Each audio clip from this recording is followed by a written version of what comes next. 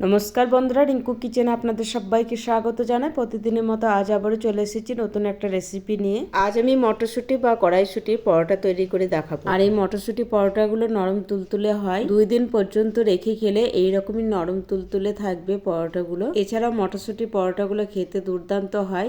আলুর দমের সাথে এই মটরশুঁটি পরোটাগুলো খেতে ভীষণই ভালো লাগে। রেসিপিটা প্রথম থেকে শেষ পর্যন্ত দেখার অনুরোধ রইল। রেসিপিটি বানানোর জন্য প্রথমে নিয়ে নিলাম হাফ কাপ মতো মটরশুঁটি। এবার এই মটরশুঁটিগুলো বেটে নেব। তার জন্য একটা মিক্সিং জার নিয়ে ওর মধ্যে মটরশুঁটিগুলো ঢেলে নিলাম। এবার দিয়ে দিচ্ছি ঝালের জন্য 2টো কাঁচা লঙ্কা, তবে ঝালটা আপনাদের স্বাদ মতো কম বেশি করে নেবেন। তার সাথে দিয়ে দিলাম 1 ইঞ্চি মতো আদার টুকরো, আর দিয়ে দিব কিছুটা পরিমাণে ধনেপাতা, আর দিয়ে দিব 1 চামচ মতো চিনি। পরোটাতে হালকা একটু মিষ্টি হলে পরোটাগুলো খেতে ভীষণই ভালো হয়। সবশেষে দিয়ে দিচ্ছি অল্প একটু জল। এবার মিক্সির ঢাকনা লাগিয়ে মটরশুঁটিগুলো একদম মিহি করে বেটে নিব। মটরশুঁটিটা একদম মিহি করে বেটে নিলাম। এবার আপনাদের চামচের সাহায্যে দেখিয়ে দিচ্ছি, দেখুন মটরশুঁটিটা কোনো মোটা অংশ নেই। মটরশুঁটিটাকে একদম মিহি করে বেটে নিয়েছি, এরকম করেই বেটে নিতে হবে। মিক্সিটার সাইডে রেখে এবার একটা বড় সাইজের পাত্র নিয়ে ওর মধ্যে নিয়ে নিচ্ছি 2 কাপ মতো ময়দা। তবে আপনারা চাইলে 1 কাপ ময়দা 1 কাপ আটা দিয়েও পরোটাগুলো তৈরি করে নিতে পারেন। এবার এই ময়দার মধ্যে দিয়ে দিচ্ছি অল্প একটু লবণ, আর লবণটাকে দিয়ে ময়দার সাথে ভালোভাবে মিশিয়ে নিব। লবণটা ভালোভাবে মিশিয়ে নিলাম। এবার এই ময়দার মধ্যে দিয়ে দিচ্ছি মিক্সিতে যে মটরশুঁটিটা বেটে রেখেছিলাম সেই পেস্টটা পুরোটাই দিয়ে দিলাম। এবার ময়দার সাথে মটরশুঁটি মিশ্রণটা ভালোভাবে হাতের সাহায্যে মিশিয়ে নিব। মটরশুঁটি মিশ্রণটা ময়দার সাথে ভালোভাবে মিশিয়ে নিলাম।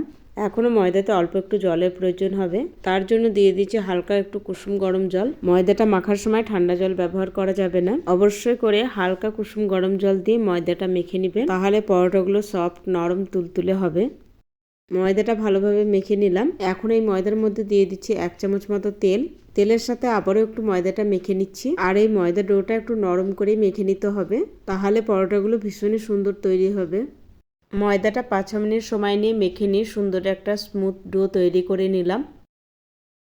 এবার এই ডো থেকে মিডিয়াম সাইজে কয়েকটা লেচি কেটে নিলাম।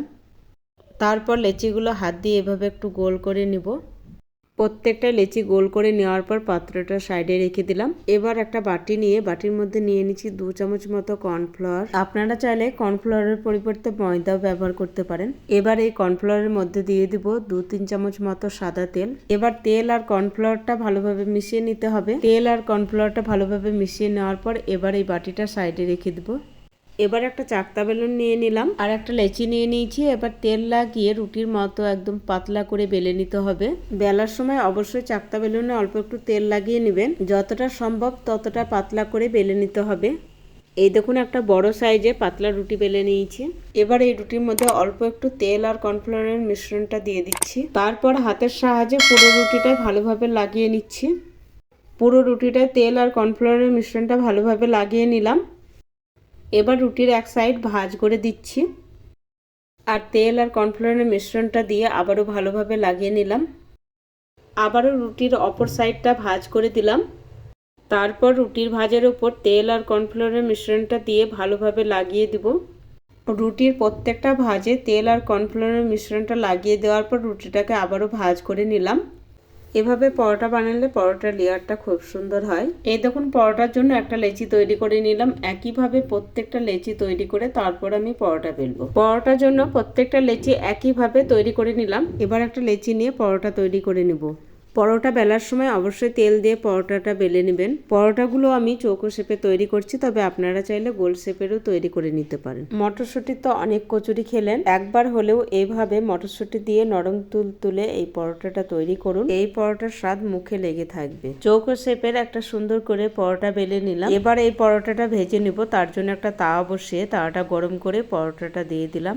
এক সাইড হালকা ভাজা হলে পাল্টিয়ে দিলাম। এবার ওপর দিয়ে তেল দিয়ে দিচ্ছি, আর তেল দিয়ে উল্টে পাল্টে পরোটাটা সুন্দর কালার করে ভেজে নিব। এবার খুন্তি দিয়ে পরোটা সাইডগুলো এভাবে চাপলেই দেখুন পরোটাটা খুব সুন্দরভাবে ফুলছে, আর পরোটা সাইডগুলো ভালোভাবে ভাজা হবে। উল্টে পাল্টে পরোটাটা সুন্দর কালার করে ভেজে নিয়েছি। এবার তুলে নিচ্ছি, আর একইভাবে সমস্ত পরোটাগুলো ভেজে তারপর আমি আপনাদের দেখাবো।